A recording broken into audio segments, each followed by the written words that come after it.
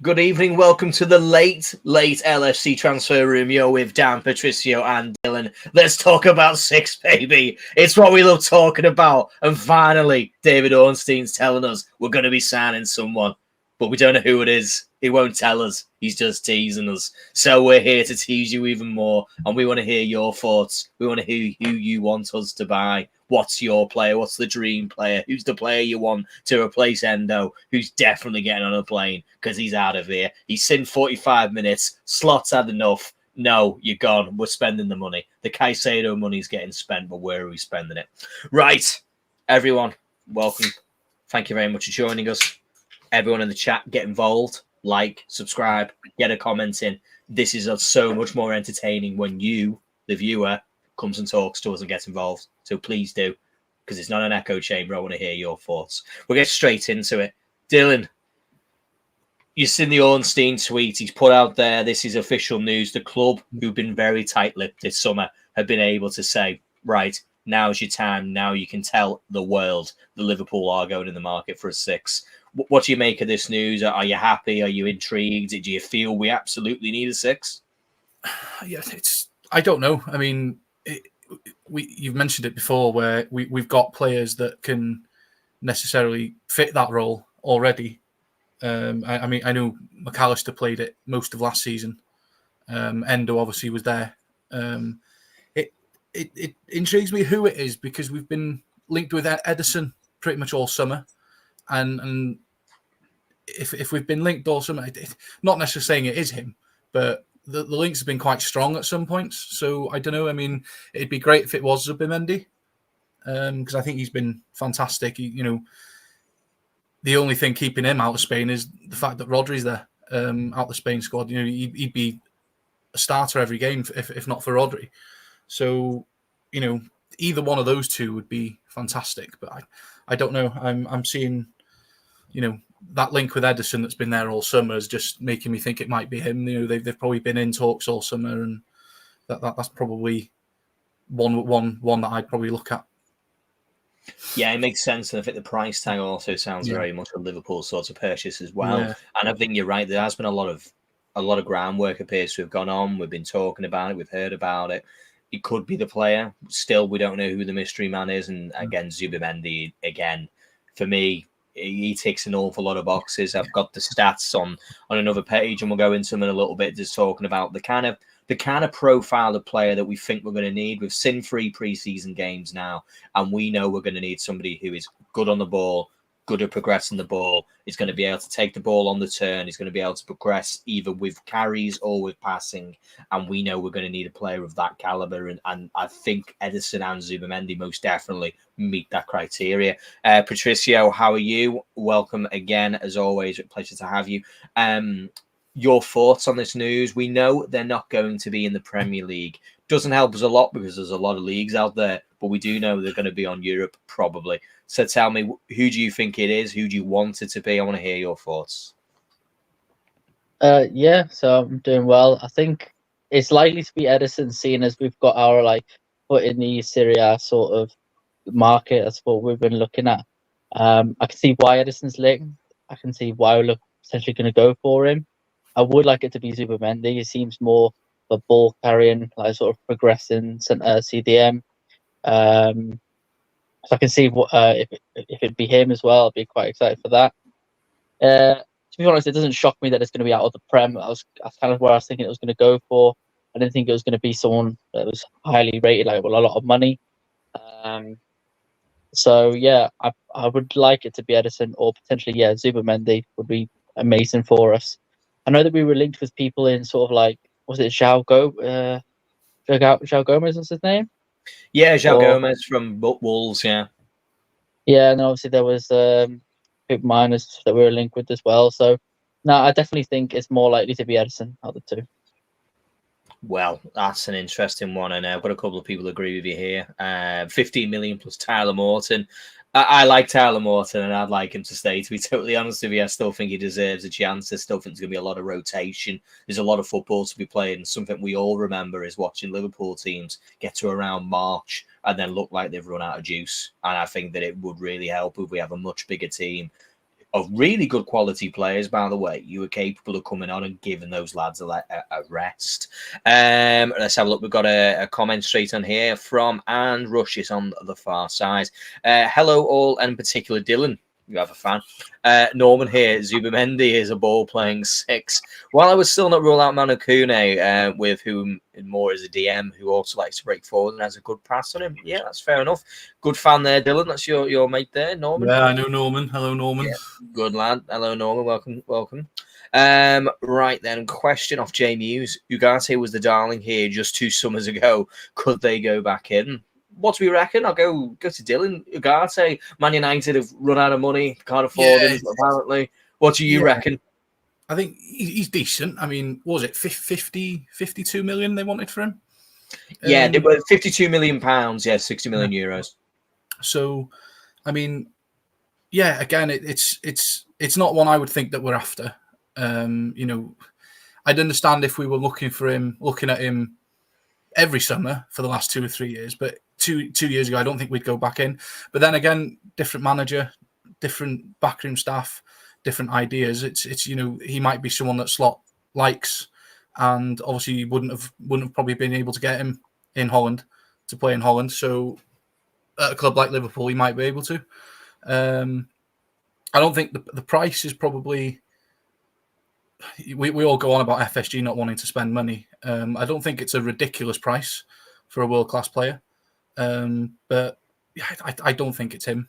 I don't think it'll be him.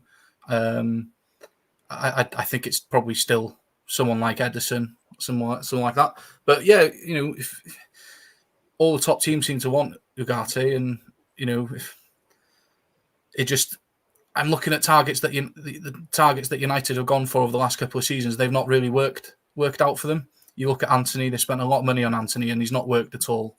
And do you look at that and think, well, they've bought players in the past for big money and they've not worked, so they won't work in the Premier League, or is it just a different style of manager that Ten Hag can't get the best out of them? So it's one of those. I could have told you that Anthony would be a failure because he was crap in the Eredivisie. So why they thought he'd get better in the Premier League, I'll never know. Man United want to give me a ring. I'm sure I could be part of their transfers, and I could tell them that he wouldn't have been very good because just statistically he was terrible. But anyway, I enjoy watching it myself from over here. So you carry on, boys. You're doing a cracking job. Patricio, same question to yourself, Ugarte. Is it fair to say that he's failed at PSG, or is it just not the right place for him? I think he might have not been the right fit for PSG. I know that we were heavily linked with him last season as well, and I generally thought it was nailed on for us. I didn't know why we didn't go for him back then. And I know that obviously we got McAllister, Szoboszlai, and Gravenberch, so we had players to go in midfield. I would like to see Gravenberch used as a 6, especially if we're moving on Endo, see who else can go in that position. But we definitely need like a Zubimendi or an Ederson. Ugarte, I don't see it happening, especially with the links to United that he had. I haven't seen much come through that we're still interested in him. So I'm not too sure what's going to happen with that, to be honest. I think that one of the main reasons he's not settled at PSG is that Vitinha's been so good last season. He was brilliant, and that he's still only 24. So he's still young, and he's decent. I mean, he's someone I'd look at. I don't think it's him that we're linked with, but he's another one that would tick boxes. You know, he can control a game, sit back, spot a pass, create space, and I think that's probably why Ugarte's not played at PSG, because Vitinha was so good for them last season. So that bit of a victim of circumstance, really, wasn't he? And another player who's just done so well. It's unfair to say, why does he not play? Then it's like a case of it's not because he's not a good player. It's just the style of football they were playing, and ultimately, it's if you got someone who's doing so well, you can't kick him out. It's not because you're not good enough. It's just the way it is, isn't it? And sometimes it sounds terrible, doesn't it? And we've seen players in our club do well where an injury. You don't wish an injury on any of your own players ever, but sometimes they come with little blessings, and we saw that this season with Jarell Kwanzaa, and we saw it this season with Conor Bradley. Because let's have it straight, Joel Matip is fit for the full season. We don't see Jarell Kwanzaa, and that's a fact. We just don't see him. It's not happening, and we won't see, and we certainly wouldn't have seen Conor Bradley had Trent Alexander-Arnold been fit all season. Perhaps 1 or 2 games. So sometimes those inopportune moments have opportunities within them. So there's probably somewhere in there some form of proverb or whatever, but I don't have any as it stands right now. Let's have a little read through the comments. Noah, this is a good question. When do you assume our first signing might be? I'll go first. Friday this week. Dylan, what do you reckon? Yeah, it's going to be before the season starts, and it's at the very latest. It's going to be Tuesday, Wednesday next week. Oh, and Patricia, when do you reckon we're going to play bingo? Yeah, no, I fully agree with Dylan. I think it's going to be sort of mid next week for our first game season. Ooh, I want a full weekend of enjoyment. Come on. We should be able to unveil him like Dr. Doom or whatever. We just come out there with a mask on him. Who's our 6? Oh, it's him. There he is. That'd have been fantastic. Look at this. Come on, boys. Get me in the marketing. It'd be fantastic. Think of the engagement. A Centeno. Well, it's a player we're not actually discussed quite yet. Varela is the guy. Statistically, he certainly does look like the guy. Boys, what do we reckon? Dylan, I'll go to you. Varela, a man we were linked to heavily from Porto. We've shot there before. Yeah, we picked up Diaz, and Diaz has done okay. Again, another good player. He's done all right there. It'll be a step up to him from a different league. You've got it's a different league, isn't it? It's a slower league, but I think he adapts to the Premier League better than someone like Ugarte. I think, and with having Diaz there already, he probably already knows it'd help settle him in. But yeah, he's statistically, like you said, he ticks the boxes. He's a decent player, but I for some reason I can't shake the fact that it might probably be Ederson or someone like that, and I can't shake that.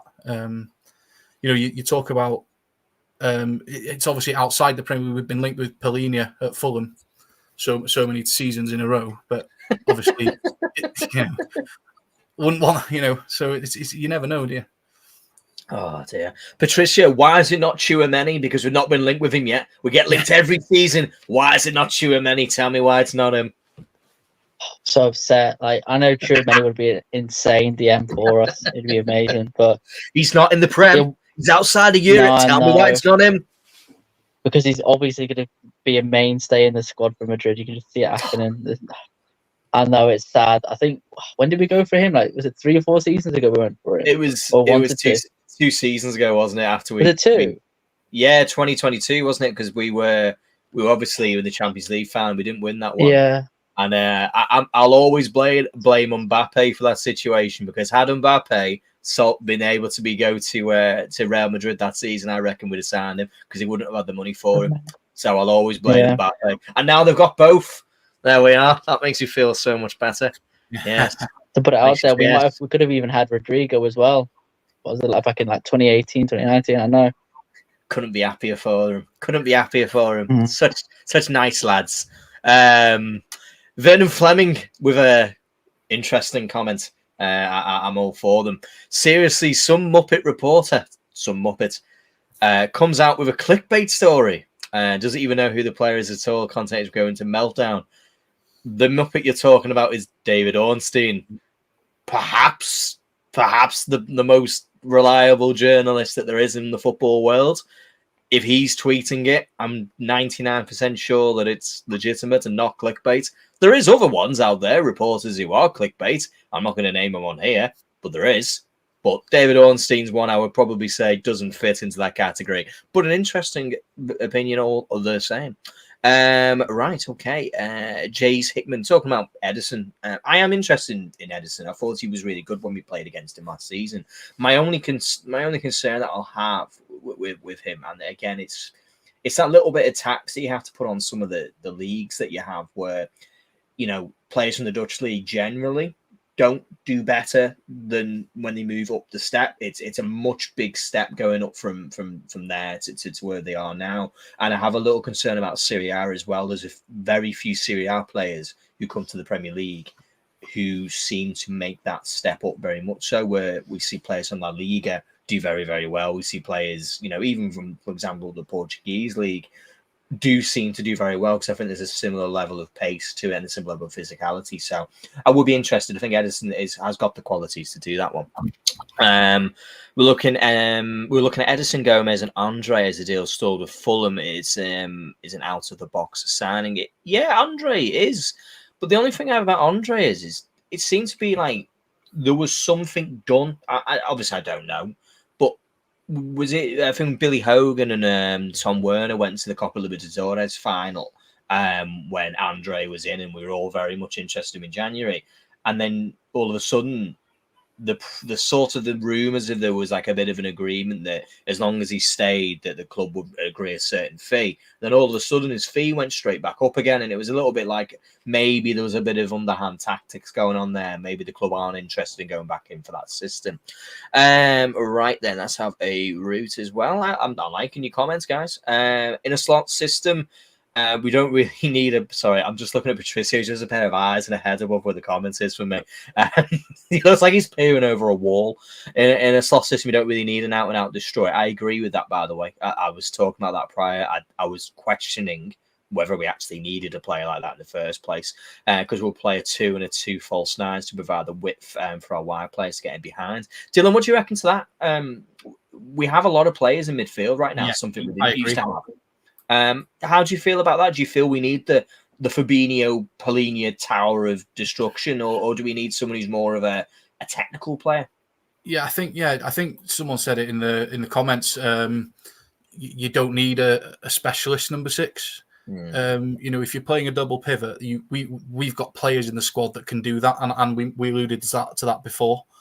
It depends how Slot wants to play. Does he want to play and have a strong number 6 there that can break down attacks before they get to the defence, but's a ball player as well? Or if he plays with a double pivot, then he's not going to need someone like that.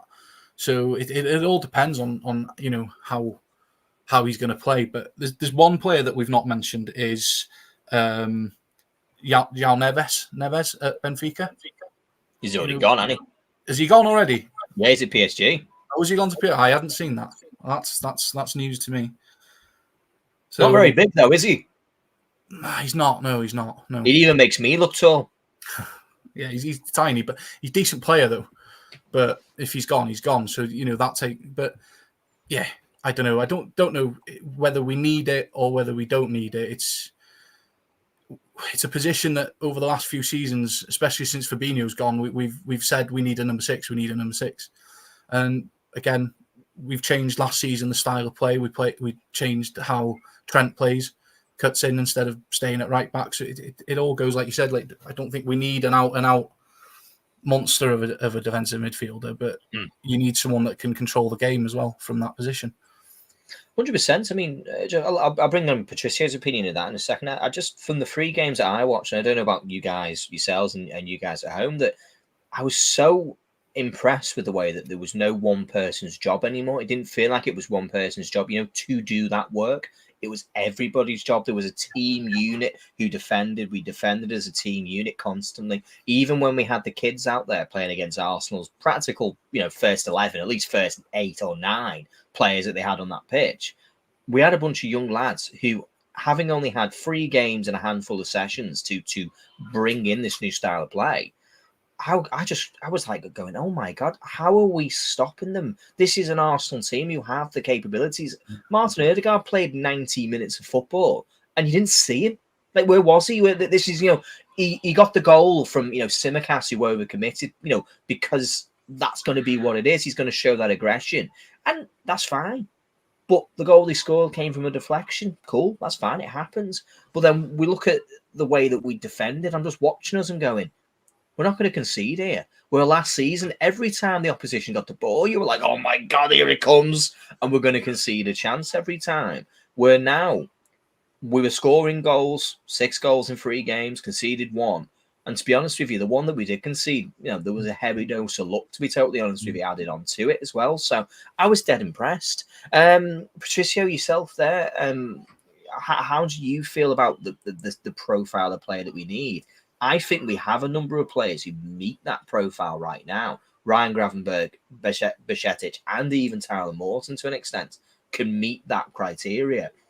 do we absolutely need to go out there and buy a shiny new toy? Not an out and out ball winner, I don't think so. I think you're right in saying that we've got like Gravenberch, Bartesic, and what's the last one you said again? I forgot his name. It was Morton, yeah, of course it is. But we need someone who's got that technical ability. And then I think was it Jones that said it? I can't remember who said it. Basically, when two players will push up, there'll be someone they'll all rotate anyway. Even if you've seen it with Nyonya, when he pushes up, someone will cover his position, and when Jones pushed up, someone covered his position. So I think we don't exactly need that sort of Fabinho player anymore. I think the way Slot's play works, it allows someone to drop in. As long as it's someone in that midfield to cover, then I think we'll be fine. And then I'm loving the new slot ball system, the play. I do really like it. Yeah, it seems to be that we defend more narrowly. We don't yes, we allow the press, but it seems like a controlled press where we walk the ball backwards, then play it forwards and go through teams. So now I'm proper enjoying it. It's enjoyable football, to be honest with you. It's actually really entertaining, and especially that third goal that we scored. I loved it, to be honest with you. Sam agrees Gambit was really important for Ten Hag and Ajax in the 6th role. He was, and I thought his cameo against Manchester United was really good. It was interesting. He was so deep in that game and where he played, and I felt like he kind of grew into that match. A couple of little getting used to things, but by the second half, I felt he was really, really good, and he was showing those little bits of ability that we know he has and the footwork that he has for a lad of his size. So I think there's a lot to come, and I think it's good that Slot has so many tools to play in this box that he can go, right, I'm going to use him. There's not like this player does this job, and if I don't have this player, I've got nobody else, which is something that we've kind of suffered from in the past. So I was impressed with that one. Zia, a strong opinion. Sorry, Ugarte, shit.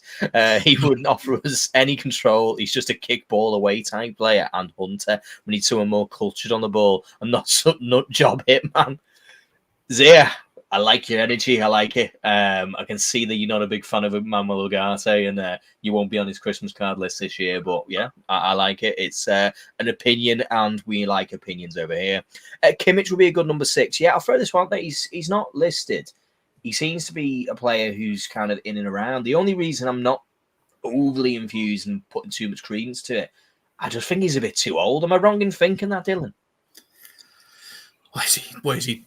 30 next? 29, 30?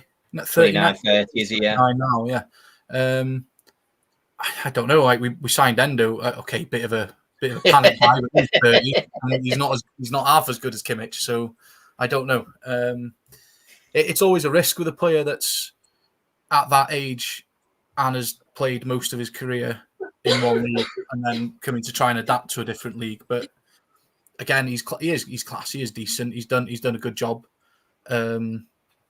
But it's, again, signing someone at that age, you're not going to get many seasons out of him, are you, at that position?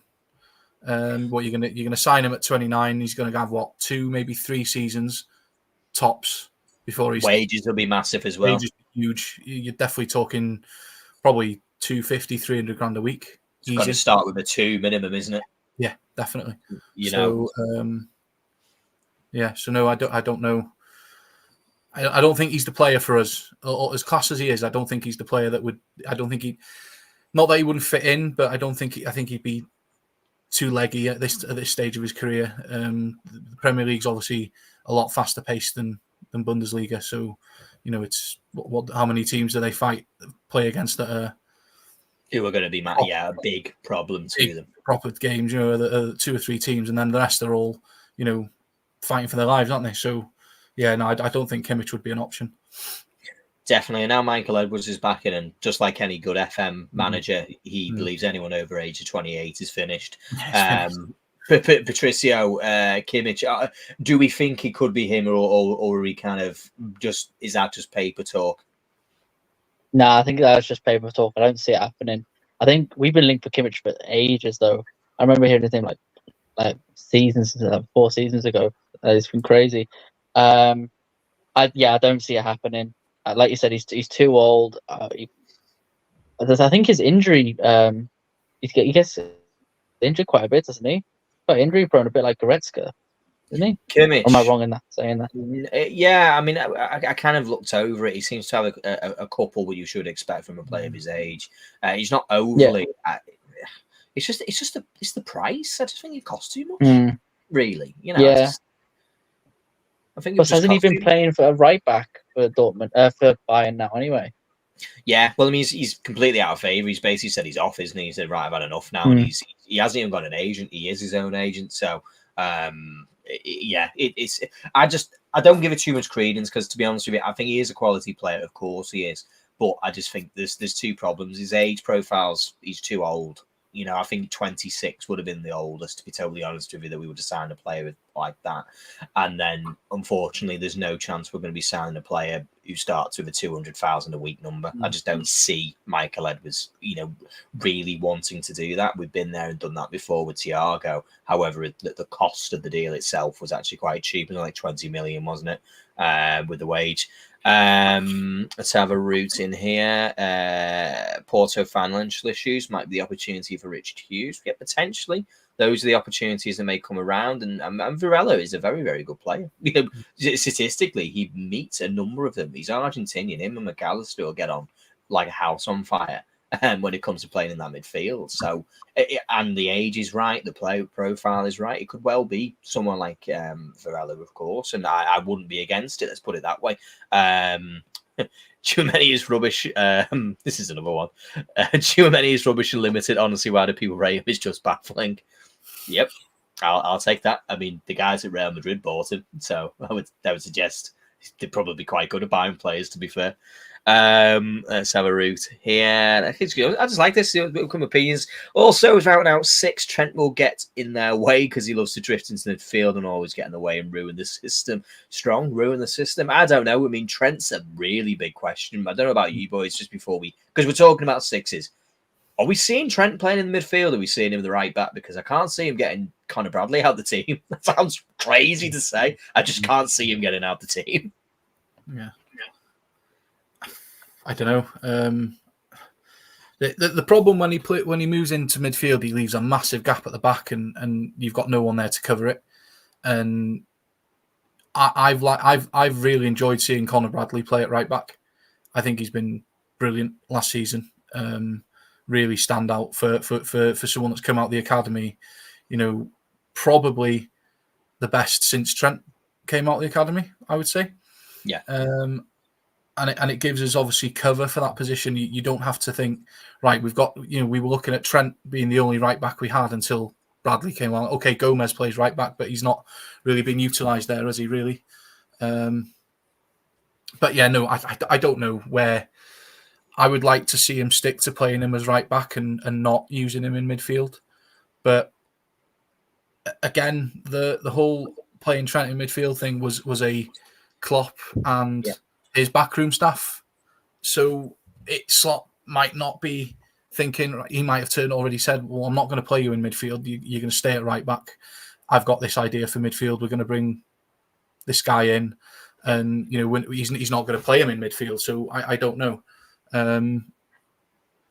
It worked in some games and some games it didn't. So it's one of those, isn't it? Well, what I can say is Trent will not be playing the 6 that we're talking about here because he's not a player who's good under pressure. That's the truth. He really isn't. We saw it last season. If anyone wants to disagree with me, just watch the first 3 games of the last season, of which Newcastle, he was a foul for. Bournemouth, he was a foul for. Again, receiving the ball under pressure and giving away the ball just because it's an unforced error. That's not a sort of criticism or whatever. It's just the truth. It's just not something that he's going to be capable of doing. So as you say there, that has been my question of going, well, where does Trent play? Because I can't see Trent playing in one of those midfield positions, to be totally honest. Not under this system. And what we've seen so far is they're very much involved in the attack. They're very much involved in being creative. Conor Bradley, on a number of occasions, made underlapping runs to be able to put the ball, and he was, involved in that third goal, crossing it in against Man United, where he was well and truly involved. I had a couple of occasions actually in that game where he should have had a shot and scored, to be honest. So I could see Trent being able to do that job, absolutely. But it's going to be I just can't see him playing in midfield. I just can't see it happening at all.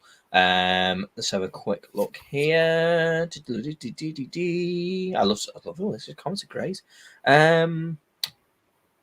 Some guy said, "What do you mean by a destroyer?" My opinion of a destroyer is a person whose job it is to put big tackles in, win the ball back, and then pass it to somebody else who's better at football than they are. Dylan, what do you think? Yeah, completely agree. You look at Fabinho when he first came in; he was unbelievable. He'd go in, he'd throw that tackle in that 9 times out of 10 you'd be thinking, "Oh Christ, he's going to get booked for that." But he'd win the ball back, get it cleared, and like you say, pass it on to someone who can be creative, who can run forward, and he'd just sit back and wait for those runs, wait for cut their passing lanes, whatever. And I don't think we've also not had anyone since that. Yes, to me that's what it would be. It'd be someone like that, someone like Fabinho, who just throws a tackle in, knowing that whether he comes out on top or not, he's doing it for the team and passes it on once he wins the ball, gets rid of it. Definitely. This is actually a really good question, actually, and again, right now we are only making our guesses as to who we think is going to be coming in. We can kind of guess based on the profile of player. These are the people who we think would fit into that. And some people have made a really good comment that Michael Edwards is very good at being able to find somebody that nobody's even talking about. And that is very possible because the data is very, very much trusted at the club.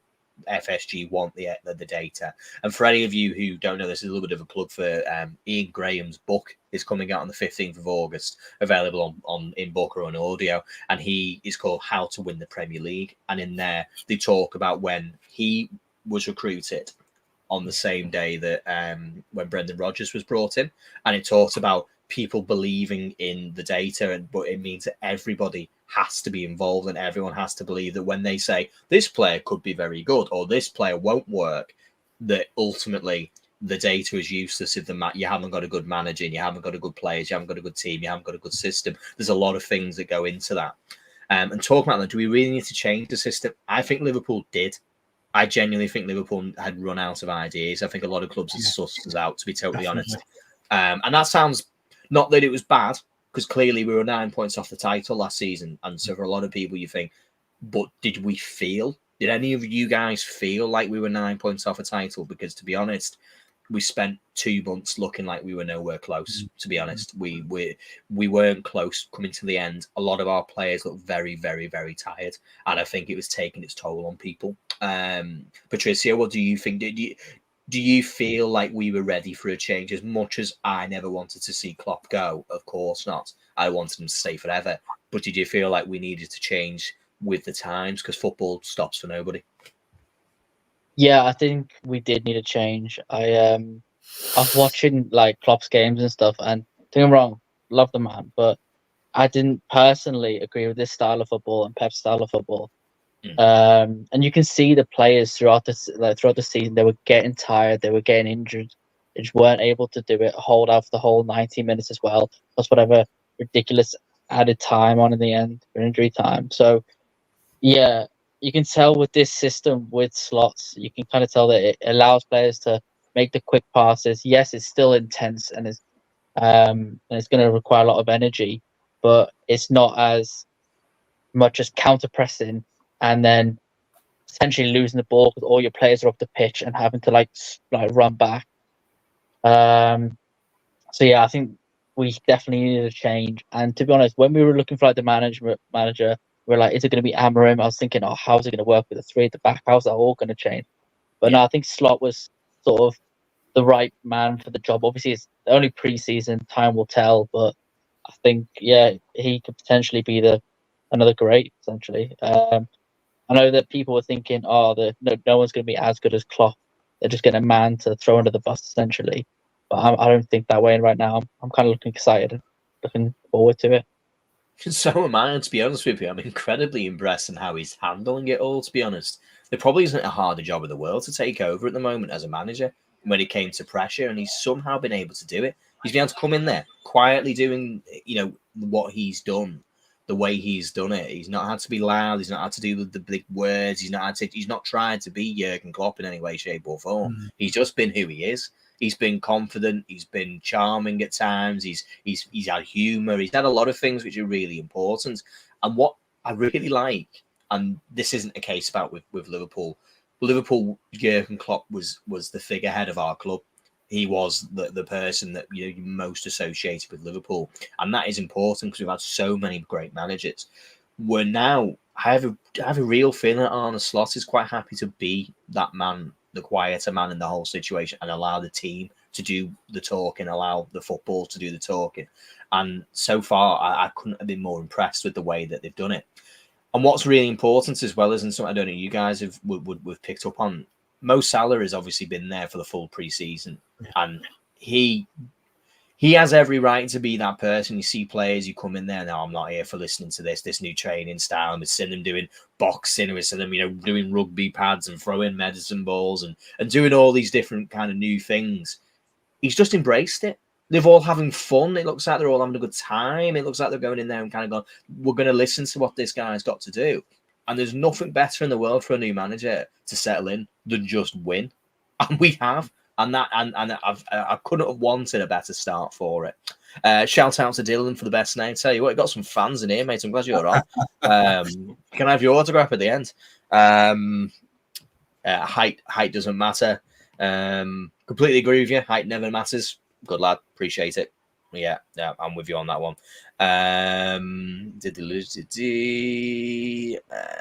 Overall, pre-season was excellent, especially without some of our biggest names still absent. Yeah, couldn't agree with you more.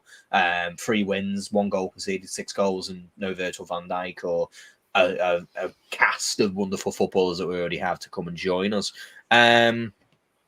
Okay, J Muse, Dan. Under the radar, number 6, Anton Stack from Hoffenheim, 6'4", second in balls, won last season in the Bundesliga. Dylan Patricio, you'll have to help me out. Do you know anything about this guy? Cheers, Patricio. Appreciate that. Nice one. Dylan, help me. Help me, Dylan. Please. I don't. Honestly, no. No. J Muse, I'll take it. I'll take what you say. I'm all for him. Bring him in. Yeah, bring him in. He'll be the guy.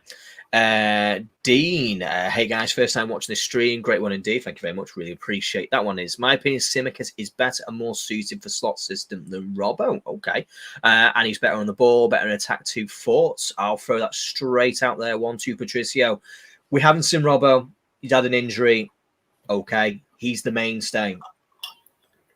We're looking at Ipswich is coming up very soon. Tsimikas has done really, really well. I agree with Dean there. What do you think? Do you think that we're going to see a lot more rotation between the two, or do you think this actually suits Tsimikas more than Robbo? To be honest, I thought Tsimikas would have been gone. I thought this is the season that we'd see him gone. To be honest, there was all that talk of him potentially leaving us and stuff, and it's looking for a replacement, especially when Gomez was covering a left back most of the season. But that's under Klopp's system, so maybe Tsimikas does suit the new system. Although watching him in pre-season, I can see why he said he was good, but I saw a lot of mistakes from him. Yeah. The pass. Yes, he was very attacking, and I do agree that he wanted to get up the pitch, but I didn't feel confident with him defensively. With Conor Bradley, I felt he's got it. I don't have to worry about that. He'll win the ball back for us. Whereas I don't feel that way under Tsimikas. But I don't know what kind of player that Slot wants at left back. Does he want that player like a Robbo who is a bit better defensively, but is a bit injury prone at the moment, or is he willing to stick with Tsimikas? So I don't really know, because obviously we have got Gomez there at the moment as well. So we'll see what happens. No, definitely. Dylan, same question to yourself. How do you feel about that one? Robbo, potentially on his last legs, maybe. Yeah, he's just turned 30. He's picking up injuries quite often now. He's had a couple of injuries for us during last season. He's picked up a couple for Scotland over the summer at the Euros and stuff. I don't know, and I agree with what Patricia says. Tsimikas sometimes looks good going forward, but he worries me defensively. And it's I think everything we signed Robbo, and he was it. He was the left back. That was it. There was no, we had cover, but we weren't really using cover, and he played near enough every game and was rarely injured at the start. And then last couple of seasons, he's been, getting injuries and missing games. And I think we've shown that we're lacking depth at left back. And obviously Gomez last season was outstanding. And if you were to say to me that our left backs were going to be a rotation of Gomez and Robertson next season, I'd be all for it, because I think Gomez was fantastic when he played at left back last season. Yep. And I think when Brendan Rodgers first signed Gomez, he played him at left back. That's where he played when he first signed for us. Then he moved to right back. Then he moved centre back. Just to be fair, didn't Firmino play right back at one point? Less said about that, the better, I think. I know, yeah, it wasn't bad, wasn't it? But last season, he was brilliant, and there's all this talk of talks between Liverpool and Newcastle in June. There was a 45 million offer for him from Newcastle. Yeah. He clearly wants to stay. He clearly wants to stay under the new manager and fight for his place. And I don't see why we can't use him as that rotation with Robertson at left back. It frees up space for people like Kwanzaa. Like you said before, if Matip was there, we wouldn't see Kwanzaa. So it opens up space for him to be able to play games where you're not playing Van Dijk, Gomez, Van Dijk, Canate, Gomez. You can keep Gomez at left back, knowing that he'll do a good job covering centre back as well. And then you've got your Canate, Van Dijk, and then Kwanzaa gets to come in and have games and learn like he has been from Van Dijk and stuff like that. So I think, like Patricio said, I was expecting Tsimikas to go last season, and he didn't. The last couple of summers now, I've thought he's off, but the manager must see something that he wants. So yeah, I don't know, but definitely he signed a new deal last season, Tsimikas, and that was really to protect his value, to be honest with you. And I always felt, well, that's the writing on the wall, isn't it? Is that they've got him a new contract, which means that they still want to sell him. It just means they're going to secure his value. Exactly. But to be honest with you, again, I'm not here to write players off. I felt like under the Klopp system, it hadn't worked. It just wasn't. He maybe just wasn't quite the right fit, or it just hadn't kind of worked out, or Klopp didn't quite, take to him as well, and he trusted Andy Robertson a lot more. And because statistically, Tsimikas was great sense, perfect sense. To be honest with you, he was really highly rated when it came to assists, expected assist, and all that good data stuff. And we saw bits and pieces of it, but there was just something that was missing. And maybe under the slot system, maybe with what he wants them to do, that perhaps Tsimikas has a new lease of life. And we've talked about this, and I've said this on this chat, is that it's a clean slate. And for some players, that's brilliant. Tsimikas, brilliant.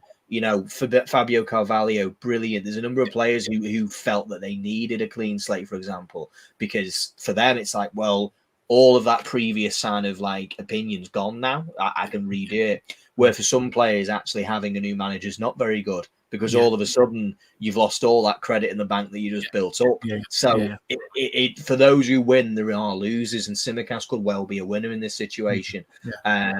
I've said on here before, I feel that Robertson's replacement needs to be found. I don't say let's get rid of Robertson, by the way. I'm saying that we need to have that changing of the guard. We need to have someone needs to be holding the baton while Robbo's still here, because the last thing we want is for Robbo to fall off a cliff, which it can happen. It's potential. He missed a lot of football last season, and he seems to be, as we've just said there, like you said, Dylan, the injuries are creeping in a little bit. He's done a lot of mileage under Liverpool, a lot of mileage. He does a lot of mileage under Scotland as well. So it needs to be thought about. So if we have Tsimikas who can do the job that we want, then I'm all for it. But potentially, I still felt that left back was a place we needed to look into before we started. Kelvin's asking, where is Andy Robertson? He was on the tour. He was just injured. He's carried a knock from the Euros. He picked it up in the last game against Hungary. So he isn't going to... Slot confirmed after the first game. He won't appear at all during the American tour, but he didn't write off perhaps the Sevilla game or perhaps the game afterwards, which is behind closed doors. For any of you who don't know, there'll be two games, one after the other, pretty much on Friday. What about Hillmund? He was great at the Euros. Yeah, he was great, and he was very good at the Sporting Lisbon. There's a massive panel. To be totally honest with you, there's a huge number of players, and we could spend all day talking about who it could well be. So it's just difficult to say, but what we need to kind of narrow it down to is what we all saw this preseason, is that they need to be somebody who's very comfortable with the ball, who can carry the ball, who can pass the ball progressively, and is able to have a tackle in. So it's a tall order, to be honest with you. It really is a tall order. Question for the panel. Would you sell, say, 20-25 million or keep Carvalho? I'll throw that to Patricio, who's hard of fought right there below me. What do you reckon? Are we sticking or twisting with Fabio Carvalho? See, it's difficult because, like, I personally want to keep him, but problem is he's fighting for a spot where we've got a lot of players in those positions. He's fighting for the 10 and the left wing spot, and although he's been doing well in pre-season, we haven't had everyone back, and a Diaz back or Gakpo or anyone that plays those positions. So I don't know. I mean, when he went to Leipzig and he had the sort of like things going on with Klopp and everything, that sort of like put it in my mind, yeah, he's gone. But then he wanted to like reinvent himself at Hull. So I was like, oh, maybe I can see him coming back. He's doing quite well at Hull. So I would like to see him do well for us, but I just don't see him getting like a spot over who we've got currently. Potentially in that 10 over Elliott, but I think Slot's already identified him as more of a left winger than a 10. So it's going to be difficult, and I don't know. I mean, if 50 million, no. 20, 25, I can sort of say yes comfortably, but I don't know. He's kind of earned a little bit of like a namesake sort of through pre-season, but we'll see what Slot thinks. Dylan, same question to yourself. Are we sticking or twisting with the second coming for Liverpool team? Yeah. I'll answer it with a question like Patricio said. If the Euros weren't on, there was no Copa America, and we had a full squad for pre-season, would Carvalho have played as much as he has? I don't think he would have.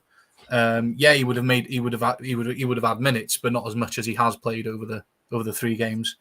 I think it's one of those. We bought him. He was very highly rated. He had some issues. He wasn't playing. He came on against Newcastle, scored, and then we didn't see him again for a while. And then he went out on loan.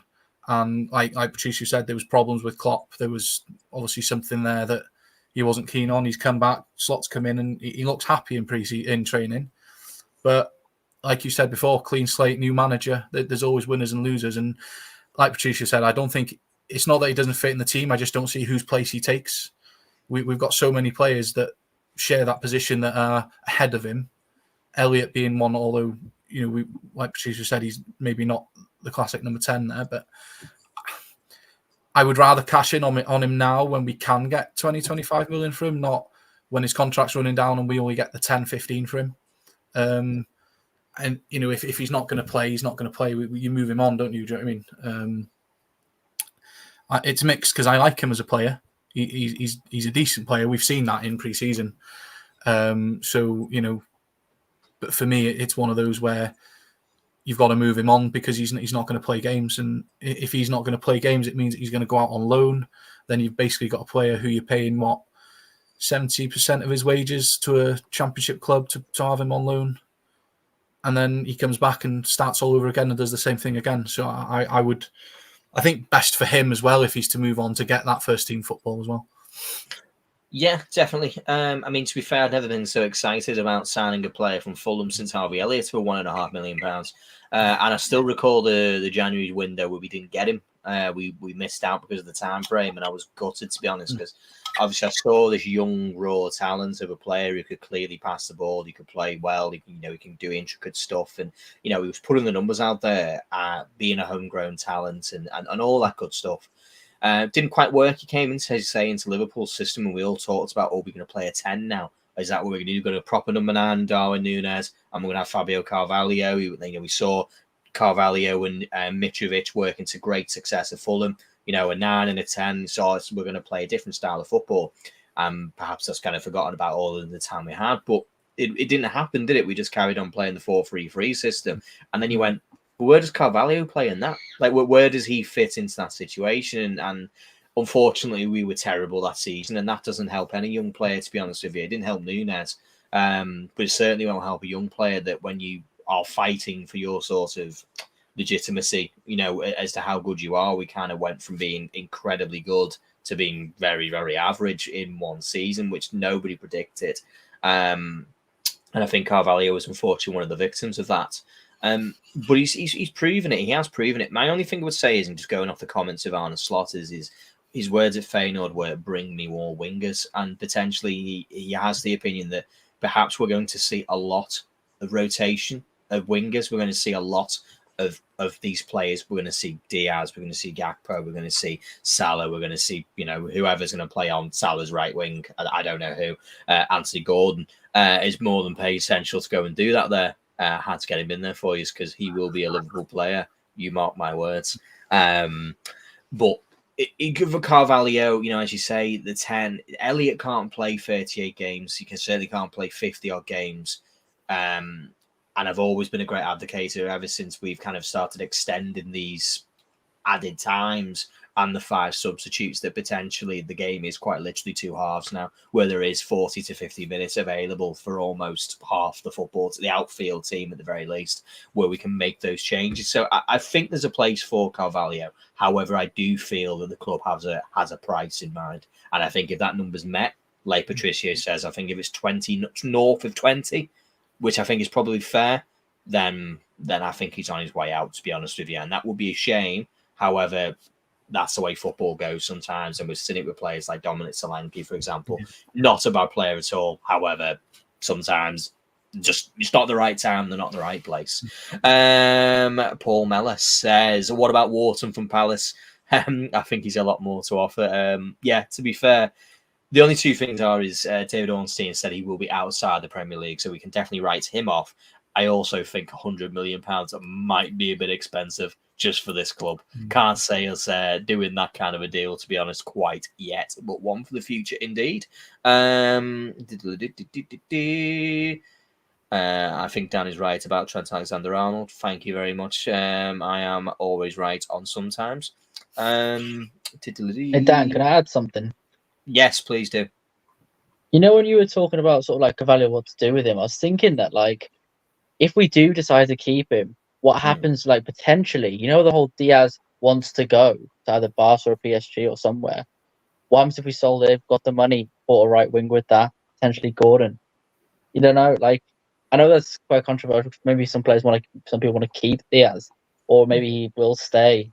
But if that's his mindset to go somewhere else, why not keep a player that wants to sort of improve and do well under Slot potentially? I know they're different caliber of players, but 100%, they're very different players, aren't they? Diaz is that sort of idea of direct, sort of kind of throwback winger, isn't he? I mean, the thing about Diaz is I know people have said who's going to buy him, and that's correct. Who is going to buy him? But what's important is he's in the 2 years of his deal now, and that is stick or twist time when it comes to first team footballers. It's either you get offered a new deal and you stay, or you don't get offered the new deal, or you reject one, of course, and then you leave. And Diaz is on £70,000 a week, which is obviously a very small amount of money, but that comes through virtue of the fact he was on next to nothing when we signed him, so we could get him on a deal where he was already at quite an affordable rate for us.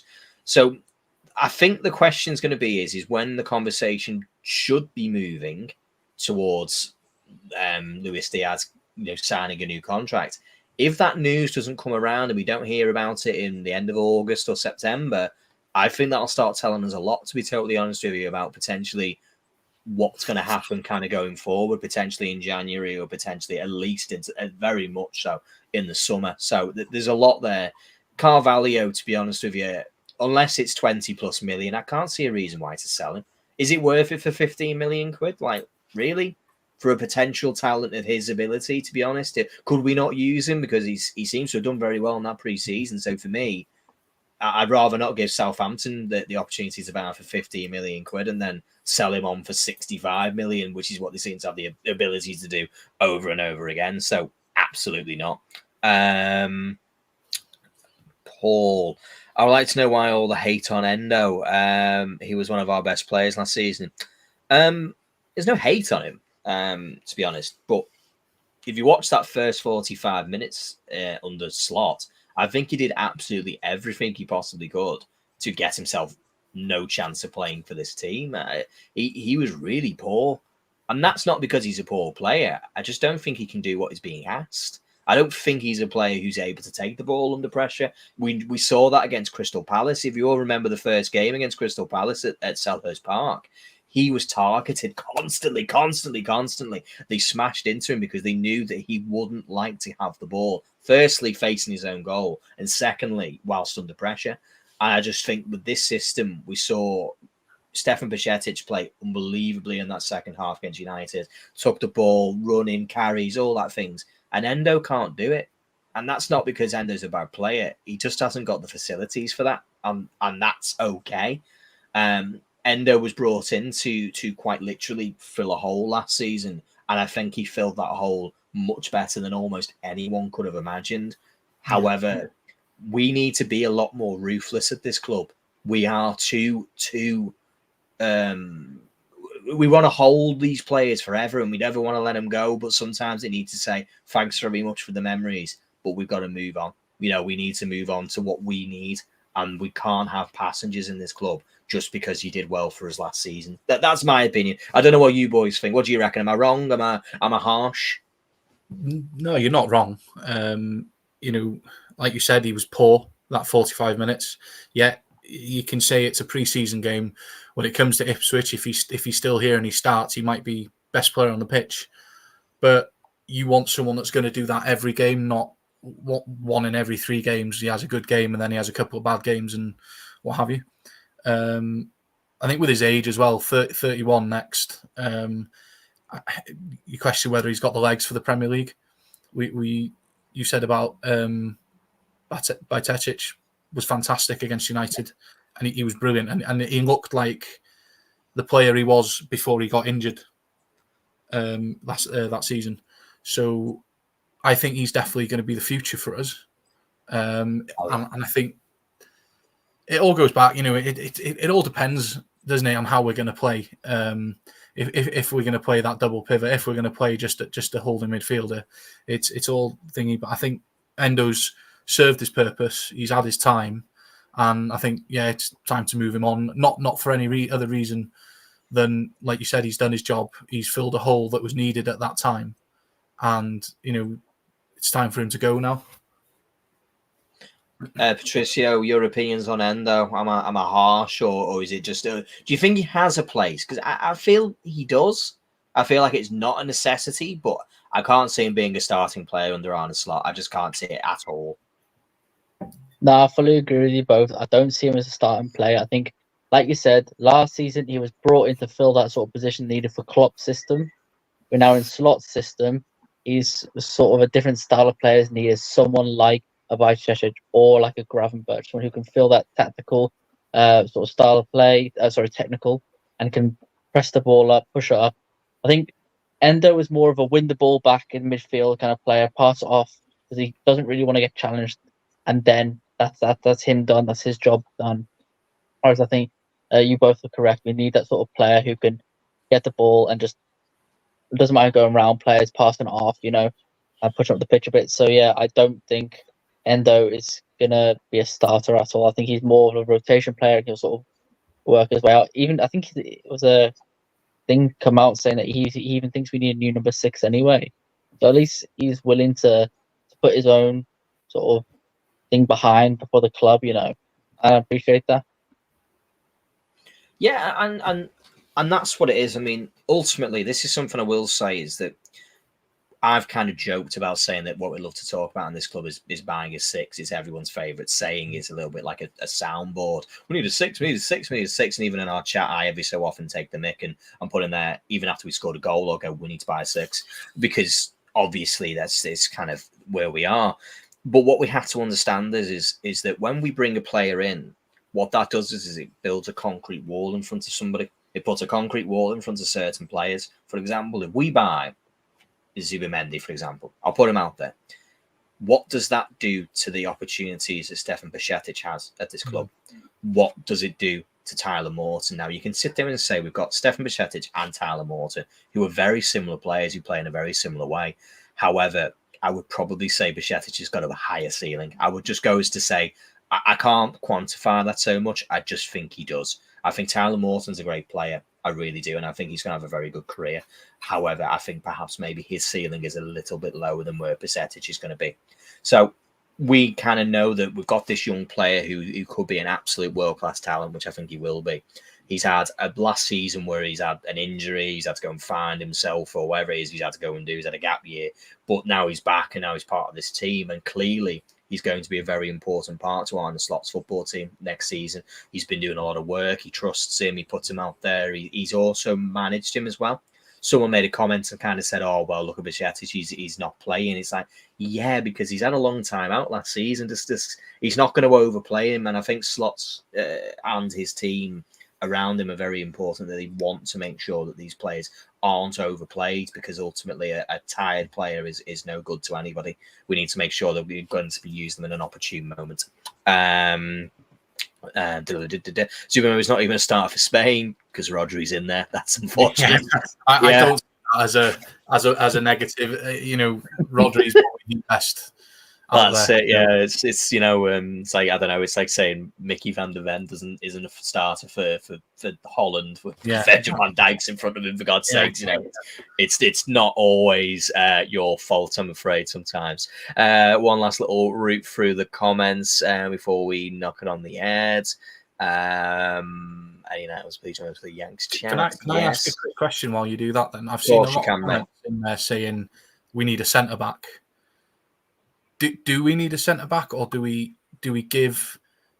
Does he give Vandenberg a chance? Does he use what we've got, or do I don't know what you guys think, but I think that if we've got players there that maybe haven't had the chance in the Klopp, they should be given a chance, and if not, they should be moved on and bring someone in, because obviously at the start of pre-season, Vandenberg seemed to have a huge problem with the club, that they were hampering his career.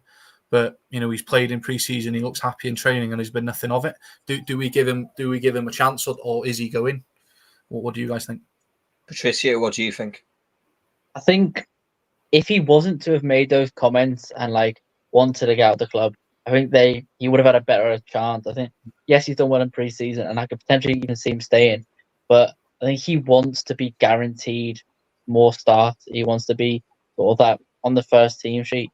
I don't think he's willing. Well, unless he is willing to sort of wait and be sort of third, fourth choice, because I don't see Gomez as centre back. I see Gomez, as you said, like a sort of left back, sort of fullback player. So potentially, if he's willing to wait, then I'm happy for him to put a shift in and be that sort of Van Dijk and replacement. Because I'm more than happy for him to stay. But yeah, it's just where his mind's at, to be honest, for me. Yeah, I mean, I was really disappointed in the fact that he did this interview that had been arranged by his agent with the Telegraph in Holland, where basically he was saying, I'm being valued too highly and all the rest of this stuff. And I thought, what on earth are you doing? You've gone full Bobby Duncan here, haven't you? You've just never go full Bobby Duncan, because you'll be out of here. And there's been, in a way, actually a bit of grace has been given to him, a little bit of sort of what's the right word? Mercy, I suppose, is the fact that they've not thrown him to the wolves. He could have been, ostracized from the team.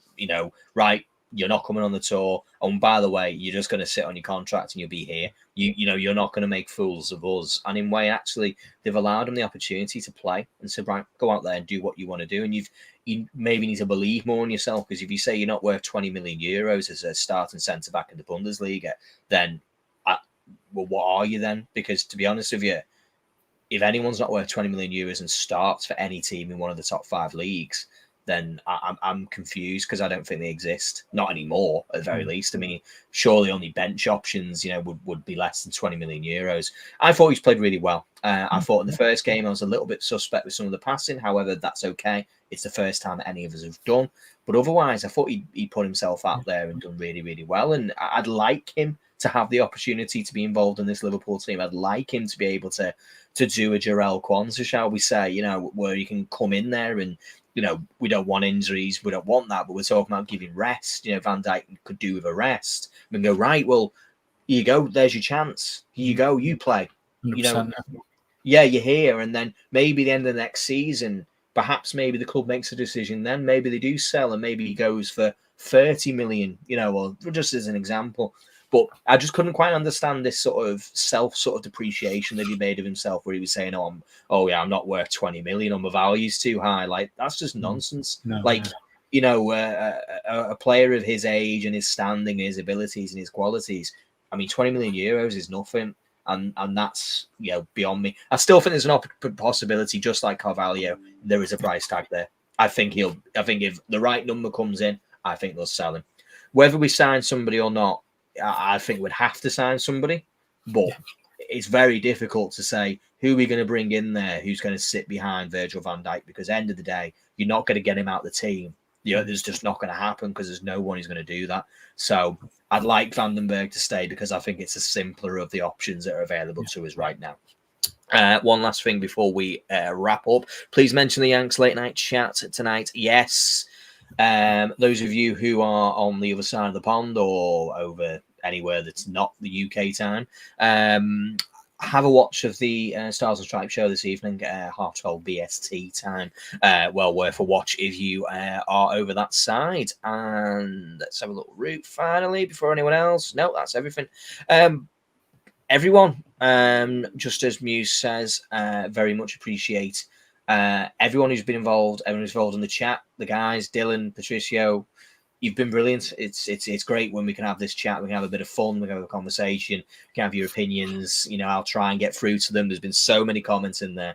And obviously, I'm only one man. So if I've missed your comment, it's nothing personal. I've only got an hour to try and get them all in. And so keep getting involved. And obviously, the most important thing is Liverpool will be signing Anthony Gordon at some point between now and the end of August. So you've heard it here first. Until next time, we'll see you later. Bye-bye, guys.